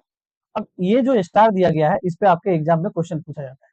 कैसे क्वेश्चन पूछा जाता है कि रियल जीरोस अगर निकालना है तो क्या कंडीशन होगा, तो रियल 0 अगर पूछेगा तो डी का वैल्यू ग्रेटर देन 0 भी हो सकता है, डी का वैल्यू इक्वल टू 0 भी हो सकता है। दोनों को कंबाइन करेंगे तो ऐसे लिखते हैं ग्रेटर देन इक्वल टू 0, यही यहाँ पे लिखते। लेकिन आपसे पूछेगा रियल एंड यूनिक, यूनिक जब आपको बोल देगा, रियल के साथ ये वर्ड यूज कर देगा, तो आपको यहाँ पे डी का वैल्यू हमेशा ग्रेटर देन 0 होगा, यहाँ पे इक्वल टू वाला नहीं आएगा, याद रहेगा। तो चलिए, अब इन सारी चीजों को मैंने यहाँ पे ग्राफ में आपको अच्छे से समझाया है, एक एक करके मैं आपको समझाता हूँ, तो ये हमारा कॉन्सेप्ट यहाँ पे क्लियर होगा। देखिए, ए ग्रेटर देन 0 है, ध्यान से याद रखिएगा, अगर ए ग्रेटर देन 0 होता है तो ग्राफ अपवर्ड पैराबोला होता है, मतलब ग्राफ ऊपर की तरफ ही खुलेगा, इसे अपवर्ड पैराबोला बोलते हैं, ठीक है। इसे याद करने का ट्रिक भी है, क्या ट्रिक है, अगर ए ग्रेटर देन 0 है मतलब ए क्या है, ए पॉजिटिव है। चलिए इससे लिखेंगे तो ये हट जाएगा, इससे लिख, ए ग्रेटर देन 0 है मतलब ए जो है हमारा पॉजिटिव है। तो अगर पॉजिटिव है तो इंसान बहुत खुश होता है, ये देखिए पॉजिटिव है, ठीक है। और ए अगर नेगेटिव होगा, ए लेस देन 0 होगा, नेगेटिव होगा, तो नेगेटिव 0 होने से ये ऐसे नीचे जाएगा, और ये देखिए ये सेड जैसा लग रहा है, सेड जैसा इमोजी लग रहा है ना आपको, उतना अच्छा तो नहीं आता है, लेकिन देखिए ये सेड जैसा इमोजी लग रहा है, और ये थोड़ा हैप्पी लग रहा होगा, नहीं लग रहा है तो भी मान लीजिएगा ये हैप्पी है, या आप जैसे भी याद कर सकते कर लीजिए, ये जस्ट ट्रिक है। तो जब पॉजिटिव होगा तो ग्राफ ऑलवेज ऊपर की तरफ होगा, ये ए बताता है। डी बताता है कि ग्राफ जो है एक्स एक्सिस को कितने पॉइंट पे टच करेगा, ठीक है। अगर डी का वैल्यू ग्रेटर देन 0 है तो ये हमेशा 2 पॉइंट पे टच करेगा ही करेगा, समझ में आया? अब ये टच करने का, ये इधर से भी जा सकता था, यहाँ भी जा सकता है, यहाँ भी जा सकता है, वो बी डिसाइड करता है, मैंने आपको एनिमेशन दिखाया। डी का वैल्यू 0 हो जाता है तो ये ग्राफ जो होता है ना, ये बस एक्स एक्सिस को टच करके चला जाता है, ठीक है। यहाँ पे देखिएगा, तो यहाँ पे 2 रियल और यूनिक 0 है, अलग अलग है। यहाँ पे देखिएगा तो 0 तो 2 होता है, लेकिन दोनों का दोनों सेम सेम ही होता है। जैसे मान लीजिए एक्स का वैल्यू 3, तो 3 को बार बार थोड़ी बोलेंगे 3 ऐसे नहीं बोला जाता, 3 है इसीलिए बोला जाता है, इसका 1 0 होता है, ठीक है, और वो रियल होता है। लेकिन डी का वैल्यू नेगेटिव है, तो आप क्या बोले, रियल सॉल्यूशन तो एग्जिस्ट ही नहीं करेगा। अब रियल नंबर, ये तो नंबर जो है इस पे तो रियल नंबर बताते हैं, इसीलिए ये जो है ग्राफ को टच ही नहीं करेगा, ऊपर से चला जाएगा। समझ में? तो सेम अगर ए नेगेटिव होगा तो इस तरह से 3 टाइप का ग्राफ बनेगा, कोई नया बात नहीं है। ए लेस देन 0 है तो ये देखिए, और डी का वैल्यू जो है ग्रेटर देन 0 तो 2 यूनिक सॉल्यूशन भी है। डी इक्वल टू 0 है तो यहाँ से टच करते हुए चला गया, और डी का वैल्यू अगर इस तरह से आता, कंडीशन 6 नहीं है, ओके कंडीशन 6 लिख देते हैं आपके पास, केस 6, ए लेस देन 0 और डी जो है लेस देन 0। इस केस में आपका ग्राफ कैसा होता है, ये इस तरह से कहीं से चला जाता है, टच ही नहीं करता, एक्सेस सॉल्यूशन ही नहीं है। ठीक है, तो ये हमारा टॉपिक क्लियर हो गया है। अब थोड़ा सा हम लोग क्यूबिक पॉलिनोमियल के बारे में भी जान लेते हैं। देखिए ये लेक्चर को मैं इसी तरह से डिजाइन किया है ताकि आपका एनसीईआरटी तो कवर हो ही जाए, और इस साथ ही साथ जो आपके एडवांस कॉन्सेप्ट है वो भी अच्छे से क्लियर हो जाए। तो अगर आपको जानना है तो अच्छी बात है, अगर आप नहीं, अगर इतने डिटेल में जानना चाहते हैं तो आप वीडियो को स्किप भी कर सकते हैं, और जब इसका हम लोग क्वेश्चन सेशन मतलब जो जो आपके सिलेबस में है वो आप देख लीजिए, और बाकी स्किप कर दीजिए अगर आपको मतलब ज़्यादा डिटेल में नहीं जानना। और जिनको डिटेल में जानना है वो तो आराम से आप वीडियो को देखते रहिए। तो थ्योरी पार्ट अगर हमारा कंप्लीट हो जाएगा तो हम लोग क्या करेंगे, उसके बाद क्वेश्चन का एक सीरीज लेके आएंगे, पॉलिनोमियल के जितने भी टाइप्स के क्वेश्चंस बनते हैं, चाहे वो केस स्टडी हो, एमसीक्यू हो, short answer type, long answer type, और सारे कॉन्सेप्चुअल क्वेश्चन जितने भी बनते हैं उसका फिर एक सीरीज लेके आएंगे। तो ये हमारा थ्योरी क्लास है, तो इसी को हम लोग इसे कंप्लीट कर रहे हैं। ठीक है, क्यूबिक पॉलिनोमियल के बारे में जानते हैं। तो देखिए डिग्री 3 होता है तो इसका मैक्सिमम कितना जीरो हो सकता है, 3 जीरो हो सकता है। अब ये थोड़ा जान के रखिए, नॉलेज के लिए बस, और कुछ नहीं। तो देखिए ये यहाँ पे देखिए, ये ऐसे ग्राफ इसका गया, ये 1 जीरो, ये दूसरा, ये थर्ड, 3 जीरो मिल गया। या तो ऐसे भी तो जा सकता है, ग्राफ को यहाँ से टच करते हुए, तो यहाँ पे कितना जीरो होगा, एक जीरो ये और दूसरा जीरो ये, यहाँ पे 2 जीरो होगा लेकिन दोनों सेम होगा तो इसको 2 काउंट नहीं करेंगे, मतलब 2 अलग अलग काउंट नहीं करेंगे, एक ही काउंट करेंगे, तो ये अल्फा और तो ये बीटा, तो इस केस में इसके पास 2 ही जीरो है। और देखिए ये यहाँ से अगर ऐसे पास करता है, ध्यान से देखिए, ये ग्राफ ऐसे आता है और ऐसे चला जाता है, इस एक पॉइंट में ये एक ही जगह पे एक्स एक्सिस को टच कर रहा है, तो यहाँ पे 1 जीरो। तो ये ग्राफ मैं इसलिए आपको समझा रहा हूँ, अगर डिग्री अगर 3 है तो मैक्सिमम तो 3 हो सकता है, 3 से कम भी उसका जीरो हो सकता है। अब देखिए यहाँ पे, ये आपके एनसीईआरटी में भी तो दिया हुआ है, लेकिन अब इससे क्वेश्चन नहीं आते हैं, इस सिलेबस से हटा दिया गया है। बट आप इसे जान के रखिए, इतना लेंदी भी नहीं है, ये ओलंपियाड एग्जाम वगैरह में आता है। देखिए सबसे पहले सम ऑफ जीरो, इसे बोलते हैं सम ऑफ प्रोडक्ट ऑफ जीरो, नहीं समझ में आया, इसे बोलते हैं सम ऑफ प्रोडक्ट्स ऑफ जीरो, मतलब जीरोस का जो प्रोडक्ट होता है उनका सम ये होता है। और तीसरा क्या होता है, ये प्रोडक्ट।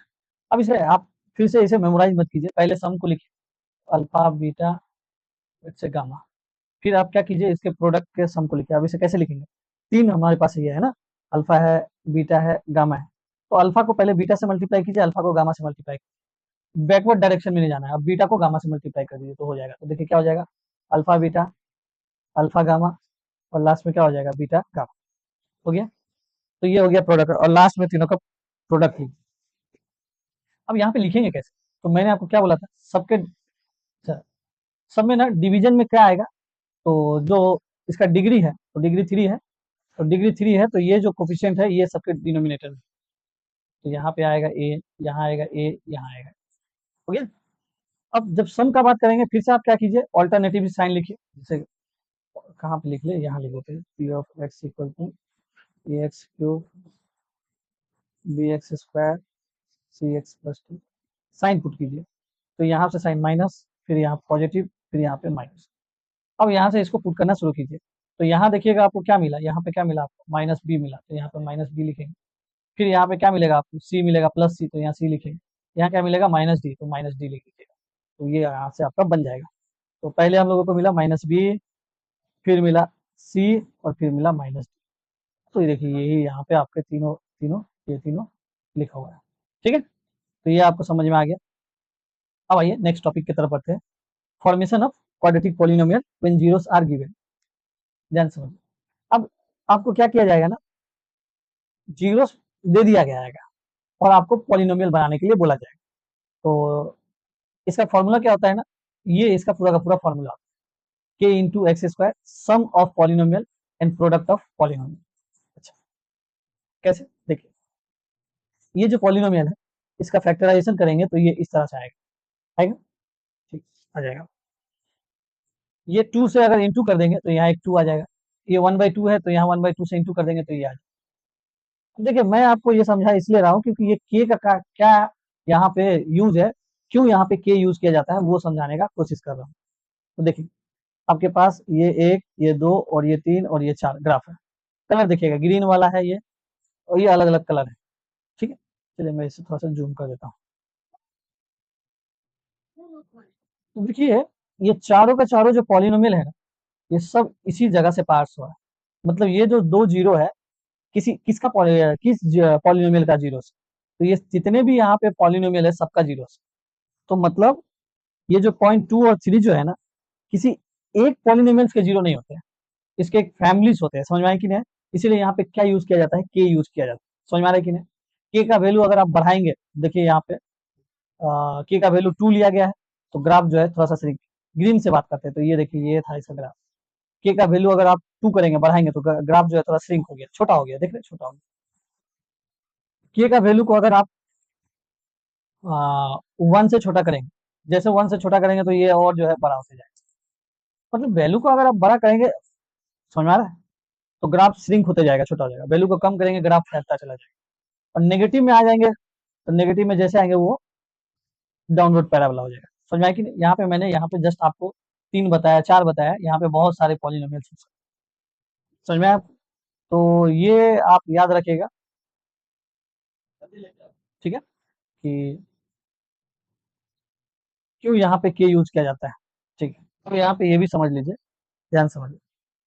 तो आपके पास जीरोस दिया है, अल्फा का वैल्यू दिया है 3 और बीटा का वैल्यू दिया है 2।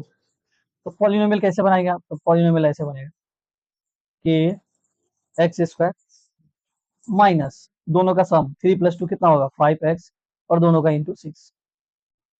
या इसी को हम लोग ऐसे लिख सकते हैं के इंटू, इसे फिर से फैक्टराइजेशन करेंगे तो क्या लिखेंगे x-3 x-2 लिख सकते। अच्छा ये मैं आपको क्यों समझा रहा हूँ, यहाँ पे ये जो है ना आपके एनसीईआरटी में अवेलेबल है इसलिए मैं बता।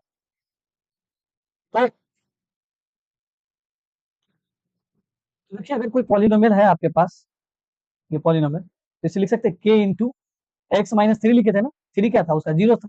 तो मान लीजिए कोई एक पॉलिनोमियल है, ये एक पॉलिनोमियल, इसका जीरो से अल्फा और इसका जीरो से बीटा, तो इसे हम लोग लिख सकते हैं के इंटू एक्स माइनस अल्फा और एक्स माइनस बीटा, जो कि मैंने आपको थोड़ा पहले अभी समझाया, ये वाला, ये पोस्ट। समझ में? तो यहाँ पे वही किया गया है कि इसको इस तरह से लिखा गया। अब इनको मल्टीप्लाई कीजिए, तो मल्टीप्लिकेशन आता है आपको, के को बाहर रखिए और इस पूरे को सॉल्व कीजिए।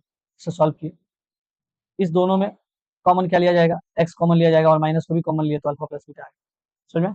तो अगर आपके पास अगर पॉलिनोमियल इस तरह से है तो आप इसे इस तरह से भी लिख सकते हैं। यहाँ पे ये क्या है, अल्फा प्लस बीटा सम है, और यहाँ पे क्या है, प्रोडक्ट। इस तरह से आपके एनसीईआरटी में ये दिया हुआ है। तो ये इसलिए मैंने आपको बता दिया। अब एक लास्ट वन है जो अगर बोर्ड के लिए आप पढ़ रहे हैं तो नेसेसरी नहीं है, आप इसे स्किप कर सकते हैं। लेकिन थोड़ा अगर ओलंपियाड वगैरह के लिए अगर जानना चाहते हैं तो आप इसे जरूर देख लीजिए, क्या करना है इसका। बोला गया है मैक्सिमम और minimum value of quadratic polynomial या वर्टेक्स ऑफ क्वाड्रेटिक पॉलिनोमियल। है ये बहुत इजी टॉपिक, लेकिन इसका डेरिवेशन आपको समझाना पड़ेगा मुझे, और मैं यहीं पे आपको एक्सप्लेन कर दूंगा ताकि वीडियो बहुत, ऑलरेडी इस वीडियो का ड्यूरेशन 1 आवर पार हो चुका है। तो चलिए इसे शॉर्ट में कंप्लीट करते हैं। जब ग्राफ बनाते हैं ना तो ये जो पॉइंट होता है ना, ये मैक्सिमम ये वाला पॉइंट बीच वाला एकदम सेंटर मोस्ट वाला, इसे हम लोग वर्टेक्स बोलते हैं, इस पॉलिनोमियल का वर्टेक्स। वर्टेक्स इसका फॉर्मूला क्या होता है, चाहे ये डाउनवर्ड पैराबोला हो या अपवर्ड पैराबोला हो, फॉर्मूला वही होता है b/2a माइनस d/4a। याद रखिए। तो आया कैसे ये, इसका भी डेरिवेशन है यहाँ। तो चलिए डेरिवेशन मैं आपको जल्दी से यहाँ पे समझा देता हूँ। कुछ नहीं करना है आपको, इसमें आपको ये जो दोनों है ना इसमें से ए कॉमन लेना है, सी को थोड़ा अलग रखना है, ठीक है, सी को अलग रखना है। तो इन दोनों में से अगर ए को कॉमन लिखेंगे तो देखिए ए एक्स स्क्वायर है और यहाँ पे बी एक्स, तो यहाँ पे तो कुछ है नहीं, तो यहाँ पे इंटू ए डिवाइडेड बाई ए लिख सकते हैं। तो यहाँ से अगर ए कॉमन निकाल लेंगे तो यहाँ से क्या मिलेगा आपको, बी बाई ए एक्स मिलेगा। तो ये देखिए बी बाई एक्स। अब आपको कंप्लीट स्क्वायरिंग करने का तरीका बताया था, जो भी एक्स स्क्वायर का कोफिशियंट होता है बी बाई ए, उसको डिवाइड कीजिए 2 से, तो कितना हो जाएगा, b/2a हो जाएगा। उसका स्क्वायर एक बार ऐड कीजिए और एक बार क्या कर दीजिए, सब्ट्रैक्ट कर दीजिए। देखिए यहाँ पे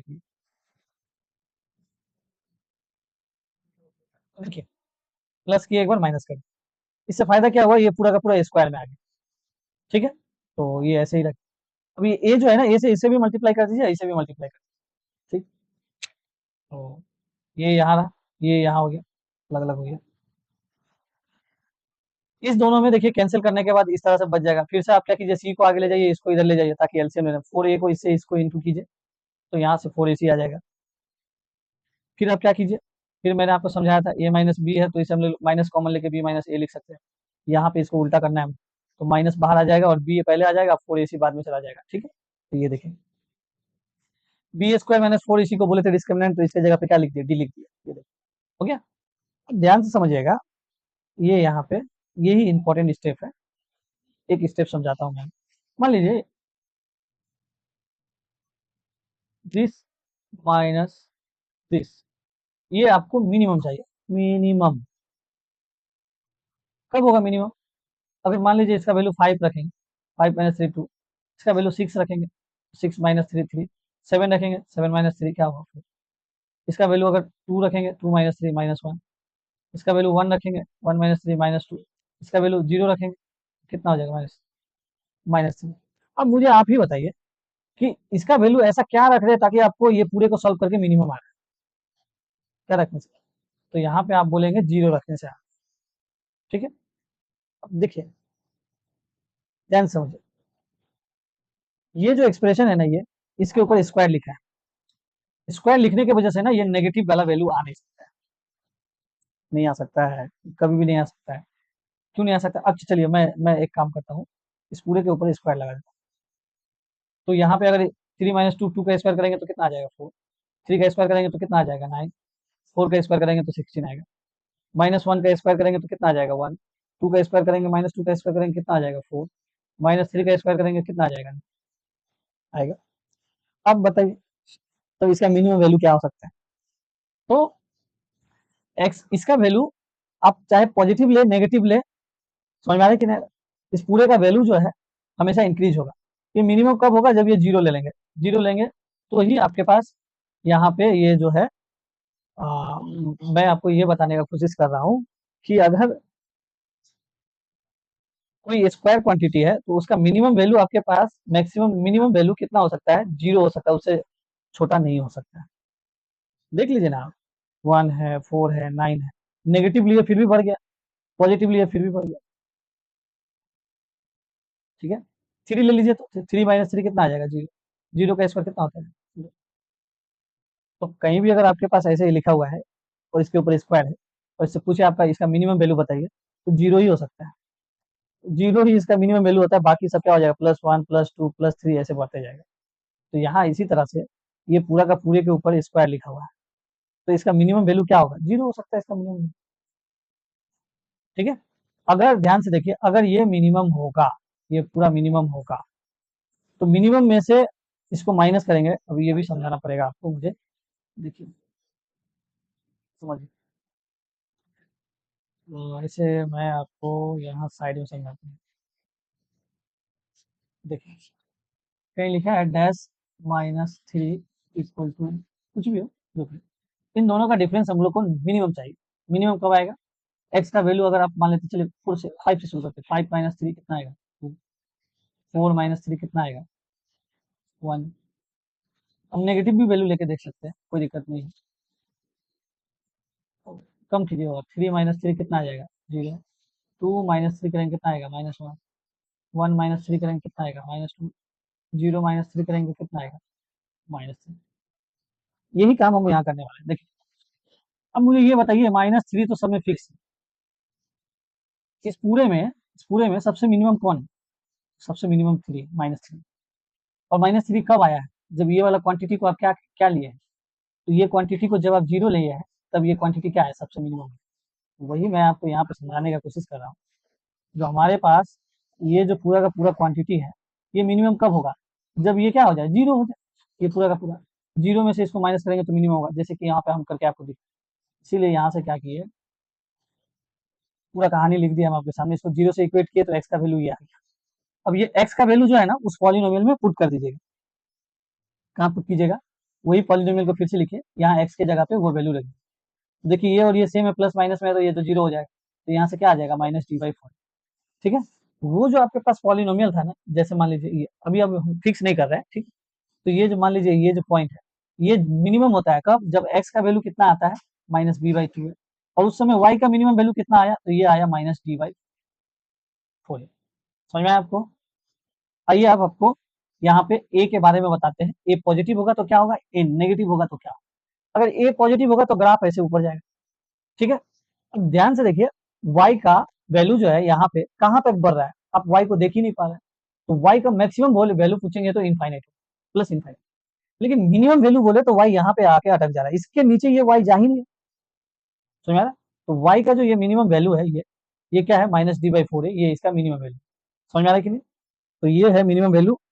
तो मिनिमम आपको कब मिल रहा है? जब x का वैल्यू यहाँ पे कितना है हमारे पास, x का वैल्यू है -b/2। याद रहेगा आपको? सेकंड केस, जब a का वैल्यू नेगेटिव है। अब a जब नेगेटिव होता है तो मैं आपको पहले बता चुका हूँ, ग्राफ हमारा इस तरह से होता है। अब देखिए ये y एक्सिस है, पॉलिनोमियल का वैल्यू y एक्सिस में ये कहाँ पे जाके मिलेगा आपको पता है? तो यहाँ पे इसका मिनिमम वैल्यू क्या होता है, -∞। मिनिमम वैल्यू क्यों? क्योंकि धीरे धीरे y का वैल्यू जो है ना, देखिए y का वैल्यू ऊपर इंक्रीज होता है, नीचे डिक्रीज होता है। डिक्रीज मतलब कम होते जाता है, मिनिमम होते जाता है, इसीलिए लिखा है मिनिमम वैल्यू क्या होता है, -∞। मैक्सिमम वैल्यू का बात करेंगे वही वर्टेक्स रहने वाला है। समझ में आया कि नहीं? जो पहले था वही रहने। तो यहाँ जो है हमारा इस चैप्टर का हर एक टाइप का थ्योरी एंड कॉन्सेप्ट कंप्लीट हो जाता है। तो पॉलिनोमियल के सारे कॉन्सेप्ट को हम लोगों ने बहुत अच्छे से कवर किया है। और इसके नेक्स्ट सीरीज में हम लोग क्या करेंगे ना, जितने टाइप्स के क्वेश्चंस होंगे इस चैप्टर के उन सारे का कलेक्शन एक जगह करके मैं आपको एक नेक्स्ट वीडियो दूंगा। तो अगर आपको ये पीडीएफ नोट्स चाहिए तो आप टेलीग्राम में मुझे मैसेज कर दीजिएगा, इस वीडियो के नीचे मैं आपको डिस्क्रिप्शन में लिंक दे दूंगा, तो वहां से आप इस पीडीएफ को परचेज कर पाएंगे। और अगर वीडियो आपको पसंद आता है तो लाइक कीजिए वीडियो को, चैनल को सब्सक्राइब कीजिए और अपने दोस्तों के साथ शेयर जरूर कीजिए। तो मिलते हैं नेक्स्ट वीडियो में बच्चों, तब तक के लिए थैंक यू।